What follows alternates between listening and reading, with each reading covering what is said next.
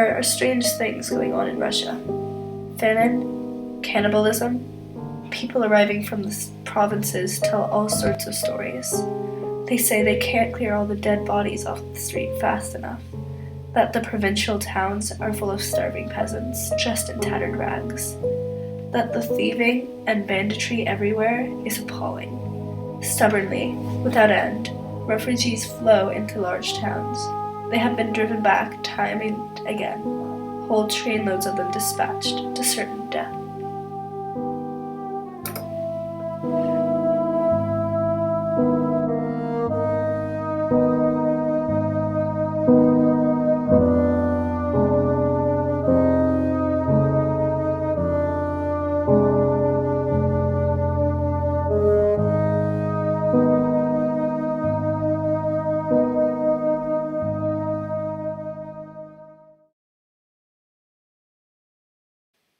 On December 21st, 1879, a child was born in Gori, Georgia, which at the time was part of Russia.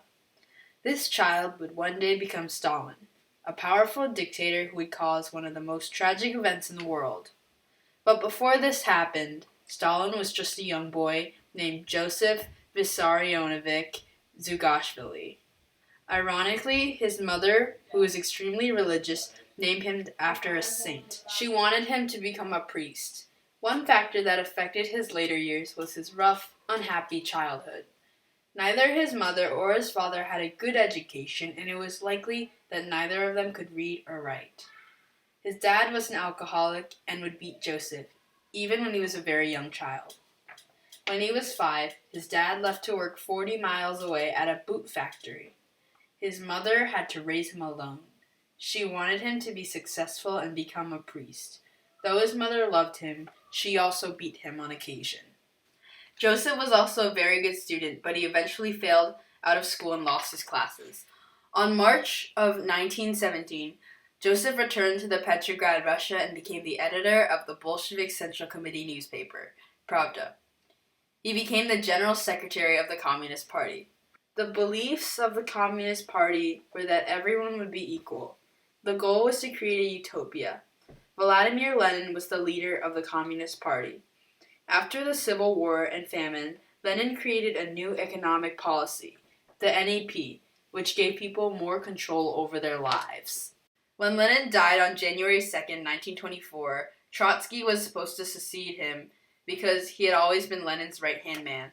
However, Stalin had other plans.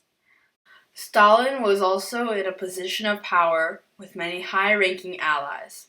Some of these allies included Lev Kamenev, Grigory Zinoviev, and Alex Rykov. With their help, he rose to power and had Trotsky killed. The first thing Stalin did when he got power was get rid of the NEP. In its place, he put the 5-year plan. The 5-year plan was to make Russia a major industrial nation with mining, energy production, heavy industry, and transportation. He demanded that people work long hours. This is called involuntary human labor. Secret police arrested people who didn't work the correct amount of hours.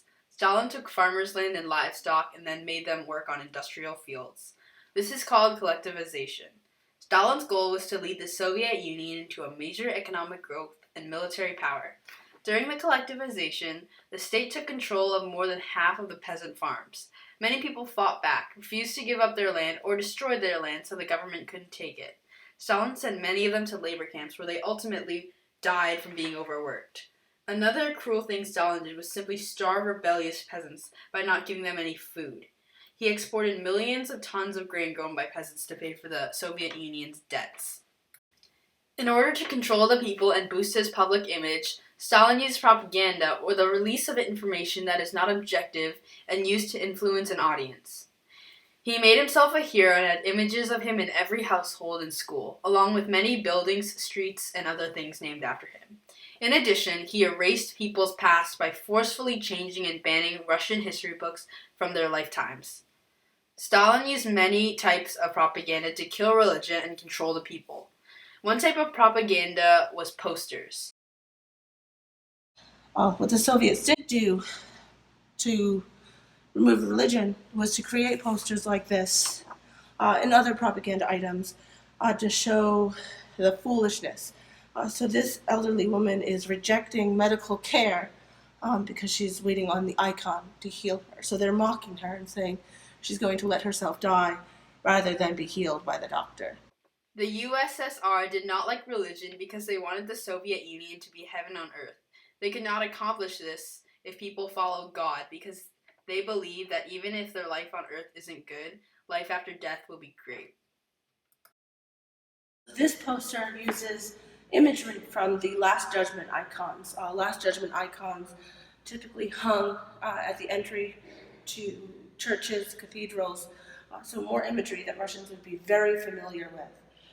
And what the artist is doing when he designed this poster was to show, again, elderly Russians donating money to the church lockbox, and they are terrified. So they're seeing this scary imagery, and they're saying, if I donate to the church, this won't happen to me. So they're showing the church as a trickster, as a bully, as someone who's eliciting fear to get donations.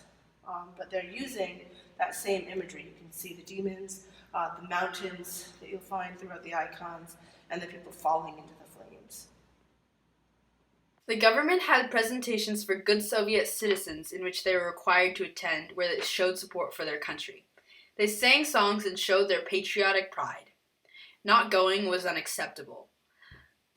Nina Lugaskaya says in her diary, Today they herded us out to march around the streets, which made me absolutely furious and aggravated my feeling of hopelessness even more.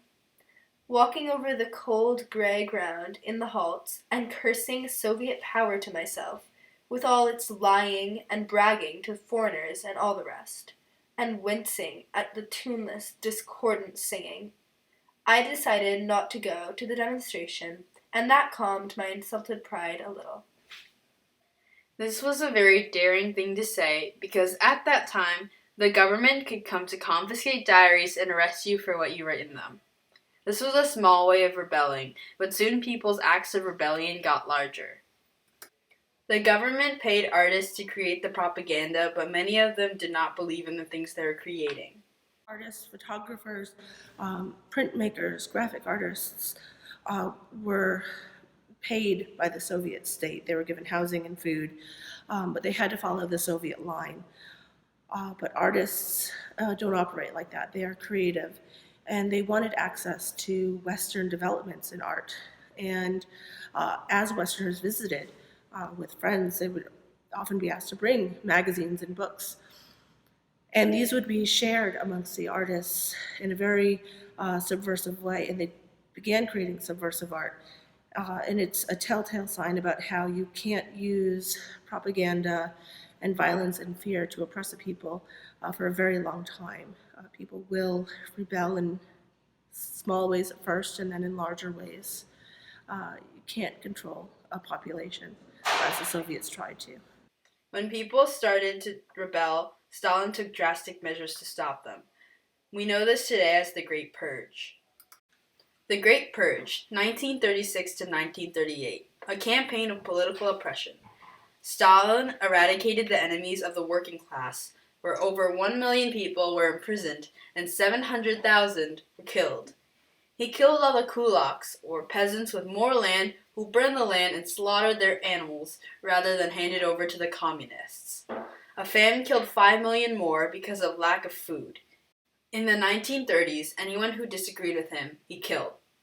Obsessed with his own power, he began killing people in his own party, including Sergei Kryov, and blamed Kamenev and Zinoviev for Kryov's death. He executed them along with 14 other Communist Party officials.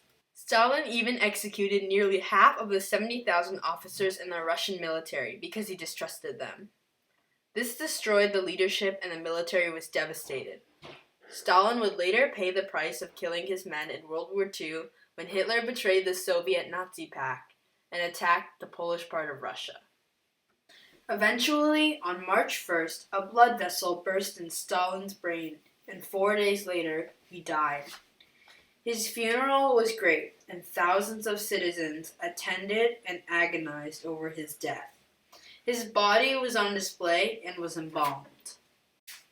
Joseph Stalin dominated the Soviet government for almost a quarter of a century.